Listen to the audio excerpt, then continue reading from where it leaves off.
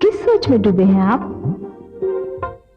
कुछ नहीं महादेवी, सोच रहा था कि ये परंपरा होती क्या है। किस वस्तु का नाम है परंपरा? हे कमल नयन, आप ही तो शब्दों के रचयिता हैं, भाषा के स्रोत हैं। आपके सामने मैं क्या मुंह खोलूं? पर आपने पूछा है तो अतीत से अपना नाता जोड़े रखने का नाम है परंपरा।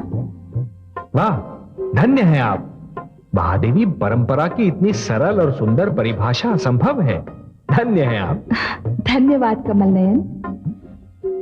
ये सत्य है कि हर पीढ़ी ये देखती है कि उससे पहले की पीढ़ी ने जो कुछ किया उसमें कौन से कार्य सुंदर थे, वो उनका अनुसरण करती है और यही परंपरा कहलाती है। आपने सत्य कहा महादेवी, सर्वथा सत्य कहा। बड़ों का आदर करना, छोटों से प्रेम करना, माता पिता की आज्ञा का पालन करना, एक दूसरे के अधिकारों का सम्मान करना, ये सब वो सुंदर परंपराएं हैं जो पीढ़ियों से चलती आ रही हैं और आगे चलती भी रहनी चाहिए। परंतु हे महादेवी, क्या परंपराएं टूट नहीं सकती, बदल नहीं सकती? क्यों नहीं? हे कमल नयन, मानव जाति को चाहिए कि हर युग में समय की कसौटी पर परंपराओं को कसती रहे और उसके अनुसार उनमें परिवर्तन करती रहे, क्योंकि परंपराओं को आडंबर में बदलते देर नहीं लगती। एक पीढ़ी की परंपरा दूसरी पीढ़ी के लिए कष्ट का कारण भी बन सकती है। आप सत्य में धन्य है महादेवी। आप तो कह रही थी कि सारे शब्दों का स्रोत मैं हूं, परंतु आपके इन सुंदर शब्दों ने मेरी सारी उलझन दूर कर दी। कैसे? क्योंकि मेरे अंश अवतार ने ऋषि जमदग्नि की परंपरा को तोड़ दिया है। पर महादेवी, अब आपके वचन सुनने के उपरांत मुझे यह विश्वास हो गया है कि मेरा अंश अवतार जो कर रहा है ठीक कर रहा है। महादेवी, परंपरा का आदर करना एक बात और परंपरा से चिपके रहना दूसरी बात। मेरा अंश अवतार परंपरा से चिपके रहने को नकार रहा है। लंकापति रावण, जिस समय तुम्हारा अभ्यास पूर्ण हुआ था उसी समय सहस्त्र अर्जुन ने उसे अपना बंदी बना लिया था। मुझे भली भांति स्मरण है। वो विद्वान है, प्रतापी है, परंतु उसे अपने पराक्रम पर बहुत अधिक अभिमान हो गया था। अब उसे अपने अभिमान का दंड मिल चुका है। तुम जाओ और उसे सहस्त्र अर्जुन के कारागार से मुक्ति दिला दो। जो आज्ञा गुरुदेव, जो आज्ञा। प्रणाम। सुनो पुत्र, मेरे भोलेनाथ के सभी भक्त होते हैं, शिष्य नहीं होता। तुम अकेले हो जिसे उन्होंने अपना शिष्य बनाया है। इसे मैं अपना परम सौभाग्य समझता हूं माता। तुम ये कदापि न समझना कि पिता का घर छोड़ने के उपरांत तुम बेघर हो गए हो। ये कैलाश तुम्हारा घर है और इस घर के द्वार सदा के लिए तुम्हारे लिए खुले रहेंगे।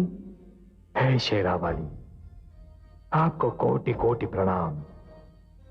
मैं सदा के लिए आपका ऋणी हो गया।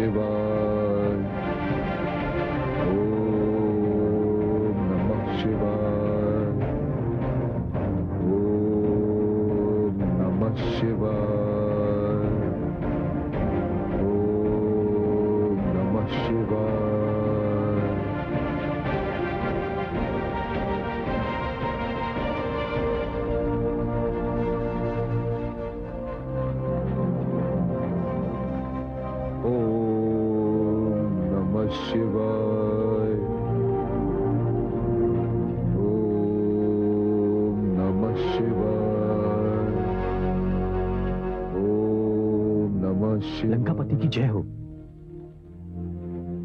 हमने इस कारागार से निकलने का मार्ग ढूंढ निकाला है।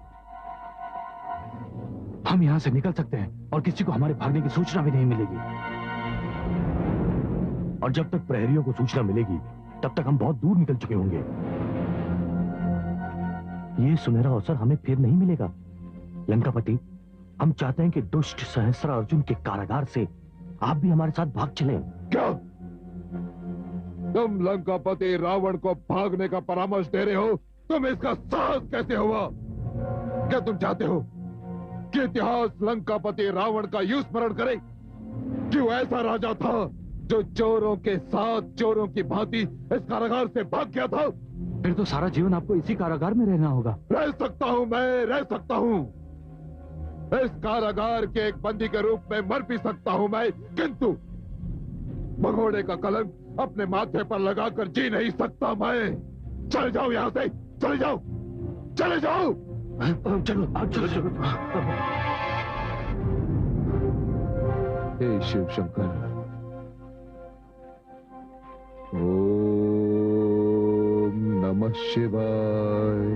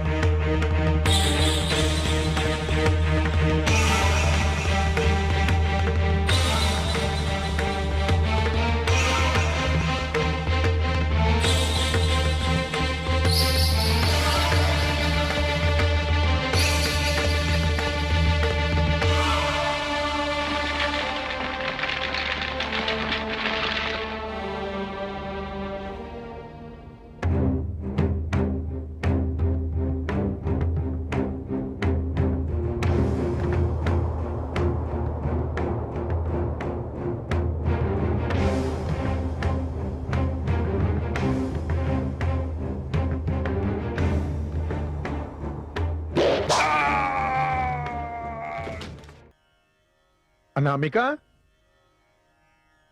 अनामिका,